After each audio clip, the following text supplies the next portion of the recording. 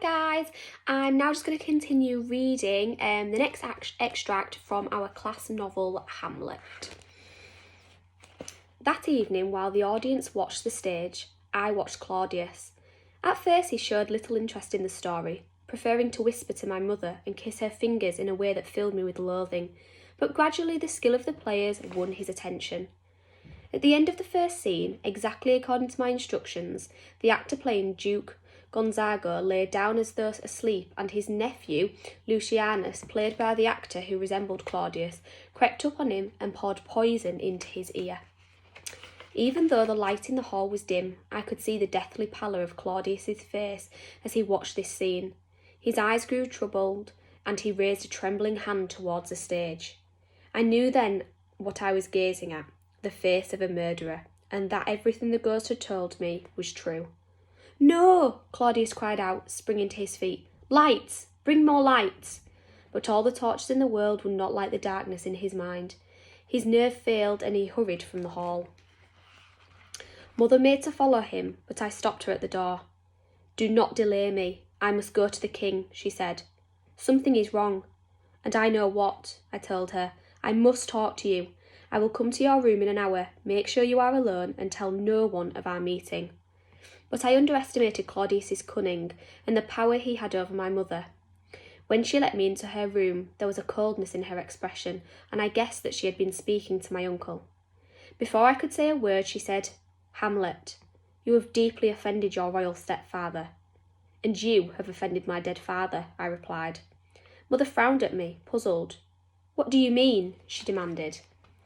"You offended him the day you abandoned your mourning robes in exchange for a wedding gown," I said. "The day you married a liar and a murderer." "I won't listen," Mother shouted. She began to cover her ears with her hands, and I caught hold of her wrist to prevent her. She had to hear the truth. Mother screamed in alarm, and then I heard a voice from behind the drawn curtains at her window calling out, "Help! Murder!" I was certain it was Claudius. Who else would skulk and spy in my mother's bedroom?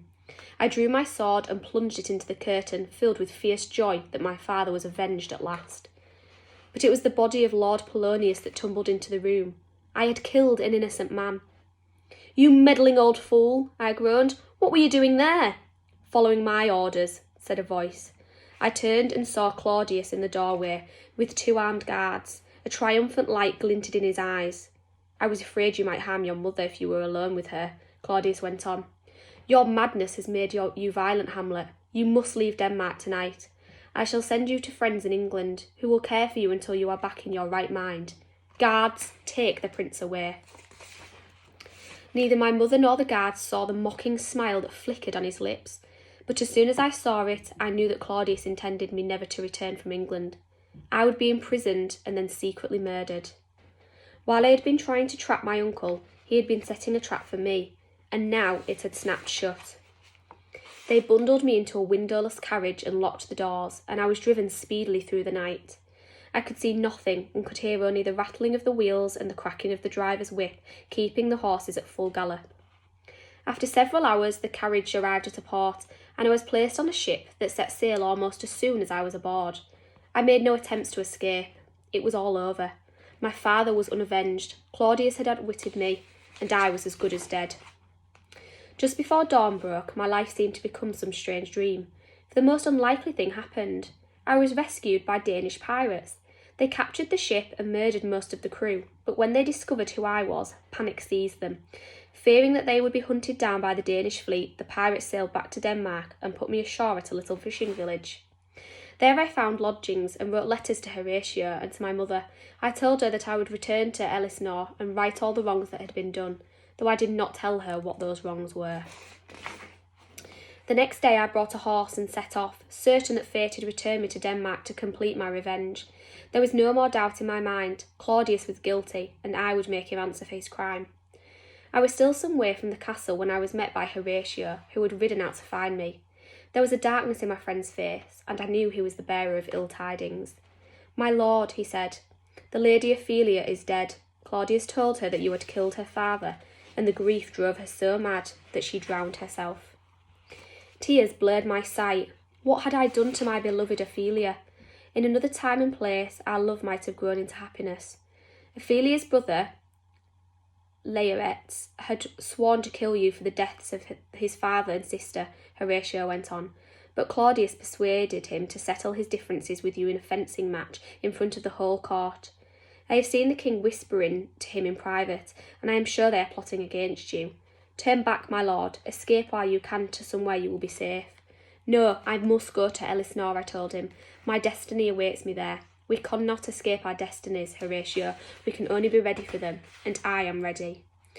And so the ghost, Claudius, the pirates, and my destiny have brought me back to the torchlight and candles of the great hall at Elsinore. Courtiers and nobles chatter idly and make wagers on the outcome of the duel. There, on the royal thrones, sit my uncle and my mother. She smiles at me and looks proud. He is anxious and keeps glancing slyly at Laertes. Laertes is filled with a cold hatred that makes his eyes shine like moonlight on ice. Horatio takes my cloak and hands me a rapier.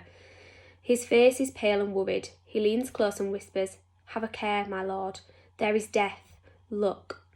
I smile. Death is everywhere in the castle of Elsinore tonight, and I can feel my father's spirit hovering over me.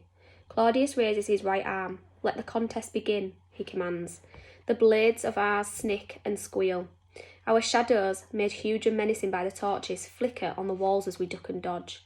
Laertes is a skilled swordsman, but rage and hate have made him clumsy. He drops his guard to strike at me. I flick my wrist and the point of the sword catches his arm. One of the marshals shouts, "A hit! First hit to Prince Hamlet." Laertes bows, his forehead slick with sweat. "Let us take a cup of wine and catch our breath, my lord," he says. The wine cups are on a table near the thrones. Laertes and I step towards them, and my mother suddenly snatches up one of the cups. "A toast to honour my beloved son," she announces. "No," hisses Claudius. He reaches out as if to dash the cup from my mother's lips, but he is too late. She has drunk the wine down to the dregs. There is just time for me to see a look of horror on Claudius's face, and then, without warning, Laertes wheels around and slashes at me with his sword. I parry the blow, realising that there is no longer a contest. I am fighting for my life. I see Laertes' eyes, blind with fury. I watch his mouth twist itself into an ugly snarl. He clutches at me and tries to stab under my arm, but I catch the sword in my left hand and I wrench it from his grasp. A pain like fire burns against my palm, and my fingers are wet with blood. I step back, throw Laertes my sword, and take him in my right hand. "On guard," I say. We fight on, but something is wrong. Laertes looks terrified and his breath comes in sobs. The pain in my hand is fierce, throbbing up into my forearm. I have suffered from sword cuts before, but none as painful as this. Laertes lunges desperately at me, and the point of my sword scratches through his shirt. A spurt of red stains the whiteness of the linen. Laertes reels back. "We are dead men," he groans. "The king spread poison on the blade, the same poison that he poured into your wine cup." I see all now. I understand the hot agony that is creeping through my left arm and across my chest. Laertes cries out, "The king is a murderer," and crumples to the floor. At the same time, my mother screams and topples from her throne. There is no time left. I must act quickly before the pain reaches my heart. I stagger towards Claudius and he cringes in his throne, covering his face with his hands. "Traitor," I say, and drive the poisoned sword deep into his heart. Voices shout, people are running. I fall back and someone catches me. I think it is Horatio, but I cannot see him clearly, for darkness is falling before my eyes, coming down like the snow falling that night on the battlements. Through the darkness I seem to see a light, and my father's face, and everything drops away behind me.